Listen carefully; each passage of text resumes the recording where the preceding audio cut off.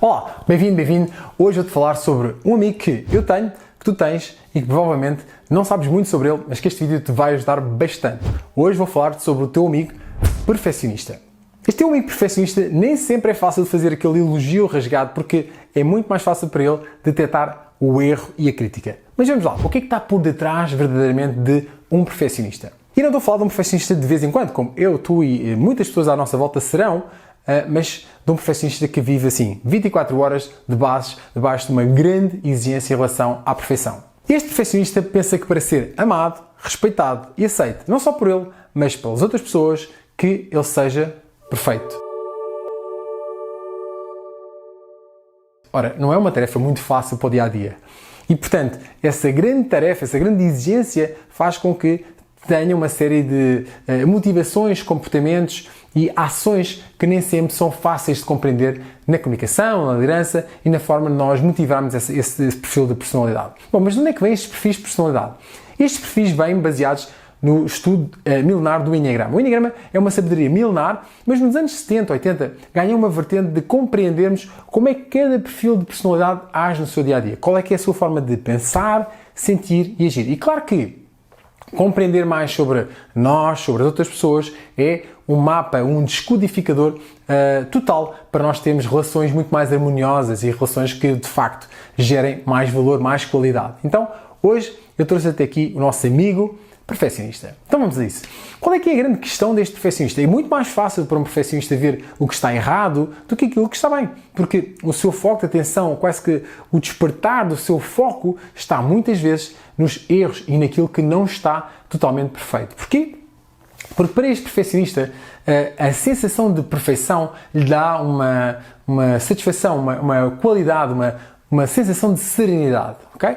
E essa serenidade, ao fim e ao cabo, é isso que ele busca, ao fim e ao cabo, no dia-a-dia.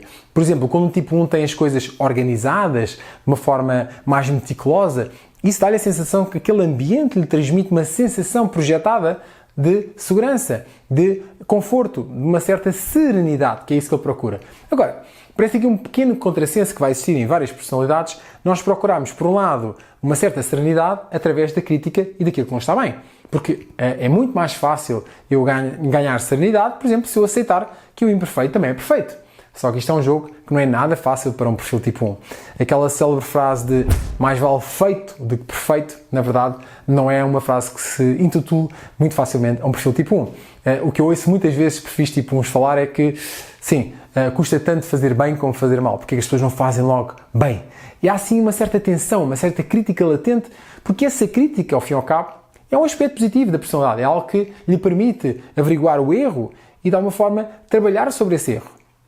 Só que muitas vezes o exagero dessa crítica tira este perfil tipo 1 da serenidade e muitas vezes tira a serenidade às pessoas com quem o tipo 1 interage. Porque quanto mais a pessoa tipo 1 confiar ou gostar dessas pessoas, mais exigente vai ser com elas. Portanto, é muito frequente filhos, companheiros de vida, marido, mulher, os colegas de trabalho que são mais, em que o tipo 1 confia mais, que ele seja mais exigente com essas pessoas. Porque, de alguma forma, é uma esperança que essas pessoas venham a ser perfeitas e isso lhe possa dar uma sensação de serenidade que ele procura, ao fim e ao cabo, que é este ambiente, estas pessoas me dão uma sensação de, ok, este é o caminho certo. E para além disso, para um perfil tipo 1 perfeccionista, o facto das outras pessoas serem altamente rigorosas e perfeitas é um sinal de sucesso, um sinal de harmonia. Só que mal interpretado, muitas vezes há uma sensação de falta de empatia em relação a outra pessoa. A pessoa está sempre a ser criticada por este perfeccionista e que, na verdade, não é uma coisa muito agradável de alguém que se goste, ok? Mas isso é assim com todas as personalidades. Todas elas, as 9 personalidades que trarei aqui no nosso canal, verás que todas elas têm alguma coisa que aparentemente é muito boa para os outros, mas que não funciona na realidade. Mas este perfeccionista está muito focado naquilo que é a crítica, o rigor, o esforço. Então, outro aspecto importante é perceber quais são os aspectos naturais, ou seja, quais são aquilo que são habilidades, aquilo que são talentos naturais deste tipo 1. E nós temos vários. Rigor, foco, disciplina, capacidade de concretização, foco no processo. Todos nós gostaríamos de ter isso bastante desenvolvido. E é um facto, este tipo 1 tem essas capacidades naturalmente desenvolvidas. Agora, a questão é que todos nós cometemos um erro, que é, achamos que exagerar as nossas capacidades positivas é bom, e na verdade não é. Quando nós exageramos numa capacidade positiva, nós geramos os nossos maiores defeitos. Pensa, por exemplo, o que é que para ti é muito natural, que fazes com muita naturalidade e com muita capacidade, ou seja, com muita habilidade? Provavelmente, exagerando dessa capacidade, dessa habilidade, vais gerar um defeito. Por exemplo, o facto deste perfeccionista ser bastante rigoroso, disciplinado, foco no processo, muito orientado para a melhoria contínua. O exagero destas capacidades torna uma pessoa inflexível, muito crítica, muito focado no processo em vez das pessoas ou no equilíbrio entre as pessoas e os processos, muitas vezes com dificuldade empática em relação a que impacto é que está a ter noutra pessoa e achar que todas as coisas se conseguem através de esforço. Então, este exagero nas capacidades positivas geram estes defeitos que nem sempre são fáceis. Muitos dos executivos tipo 1 que eu acompanhei eram ótimos executantes. E quando passaram para um patamar de liderança, de alguma forma colocaram todo aquele esforço que punham no seu trabalho, a disciplina, a exigência que tinham com eles próprios, passaram para as suas equipas. Muitas vezes não eram bem sucedidos nesse processo. Porque as pessoas não têm a mesma forma de pensar, de sentir e agir. Na verdade, são 9 formas de pensar, sentir e agir. E, portanto, se tinha alguém disciplinado, era alguém que já se criticava, portanto, tinha uma dupla crítica. E todas as outras pessoas sentiam que o líder era demasiado exigente consigo próprio. E, portanto, essa exigência consigo próprio acabava por nem sempre disponibilizar o líder para, por exemplo, dar feedback positivo, ser flexível, ser empático, compreender alguns processos. Ou seja, o foco está muitas vezes naquilo que é o como fazer e não quem faz, ok? Portanto, muitas vezes, nesse sentido, era sempre o mesmo disciplina, o mesmo rigor, que nem sempre funcionava, como é óbvio, ok? Agora, apresentar também aqui um blind spot, ou seja, alguma coisa que para um tipo 1 não é muito claro, mas que na verdade tem grande impacto na sua vida pessoal e profissional. Para um tipo 1, as coisas só têm valor quando têm muito esforço. Olha só, as coisas só ganham valor quando têm muito esforço. Então, as coisas mais naturais da vida que fluem, que surgem de uma forma natural, muitas vezes o 1 não valoriza. Porque ele sente que não houve o esforço necessário, que ele não se empenhou o suficiente, que não se sacrificou o suficiente para conseguir esse prémio da concretização. Então, isto é um grande blind spot, algo que temos de estar muito atentos. Se formos um tipo 1, bom, esta informação vai cair que nem uma luva e, portanto, provavelmente tens que pensar um pouco sobre esse aspecto. Se não fores, esta informação pode ser um grande complemento para poderes ajudar alguém que está na tua vida neste momento com perfil tipo 1 e dizer assim, olha, há outras formas, ok?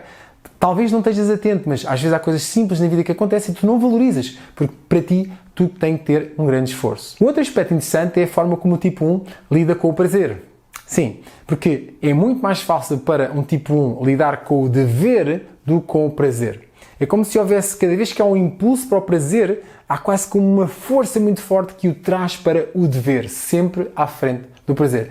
Isto não é mau, mas o ideal é mesmo um equilíbrio entre as duas coisas, entre o dever e o prazer. É isso que nós chamamos a formação reativa, que é quanto mais tentação pelo prazer eu tenho, mais eu me forço a fazer algo que, gosto ou não gosto, é o esforço e é aquilo que tem que acontecer, ok?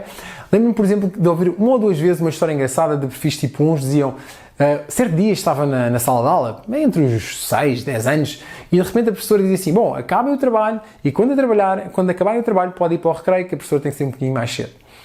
E lembro-me uma ou duas situações interessantes de perfis tipo 1 perfeccionistas de escreverem algo do género. Naquele momento, eu estava na sala, não é? Podia ter saído, fazia o trabalho em casa, acabava no outro momento, mas aquela ordem era quase como uma ordem de disciplina, eu tinha que me conter ali. É claro que todos os meus amigos saíram da sala imediatamente assim que a professora saiu. E isso deu uma sensação de, não, eu tenho que me esforçar mais para ficar aqui, concentra-te, este é o que tem que ser feito, isto é a disciplina que me vai orientar. E claro que nesse momento a criança ficou triste, claro que qualquer criança queria ir para o recreio brincar. Mas esse é o princípio da formação reativa, que depois na idade adulta, se nós não estivermos atentos, estamos permanentemente a privar de certos prazeres porque nos estamos a exigir um certo dever, ok? Algo muito interessante, muito impactante e que se nós compreendemos, conseguimos também muitas vezes aceitar algumas decisões menos coerentes para nós em relação ao perfil tipo 1. Uma vez mais, não se trata de trocar prazer pelo dever, mas ter um equilíbrio certo, porque muitas vezes nessa compensação conseguimos ir buscar mais recursos, mais capacidades e de alguma forma lidar com as coisas da vida de uma forma muito mais espontânea e flexível, ok? Bom, entretanto eu quero-te contar uma história que na verdade está no meu livro de Descubra a Sua Personalidade com o Enneagrama sobre cada perfil. E neste caso, o perfil tipo 1, há uma história que se conta e que eu transcrevi lá no livro, fala sobre a mosca que cai dentro de um copo de leite. E isto é um bom exemplo daquilo que pode ser a resiliência, a capacidade de esforço por parte de um perfil tipo 1. Mas há uma segunda parte da história que também vai servir como algo muito útil se fores tipo 1 ou, uma vez mais, se estiveres à volta pessoas tipo 1 que queiras ajudar. Então a história reza assim. Certo dia, uma mosca caiu dentro de um copo de leite e ao se sentir que se iria afogar, bateu de uma forma árdua, com toda a sua energia, as asas, até que formou uma pequena nata e ao pousar sobre essa nata conseguiu sobreviver. E durante muito tempo esta parte da história valorizava a capacidade de esforço, de sacrifício por parte do tipo 1. Mas há uma segunda parte da história que eu acho também importante para nós pensarmos sobre o passo a seguir, o crescimento a seguir por parte do tipo 1. E a história reza que essa mesma mosca com uma outra mosca caíram dentro de um copo de água. Okay? E a primeira mosca, ao pensar naquilo que aconteceu da primeira vez, disse: é sempre o esforço e o sacrifício que me vai salvar na vida. E ao bater com as suas asas com a maior força possível, o que aconteceu? Nada, por isso simplesmente afogou-se. Já a outra mosca olhou para uma pequena palhinha que estava ao lado, viu a solução, subiu a palhinha e sobreviveu.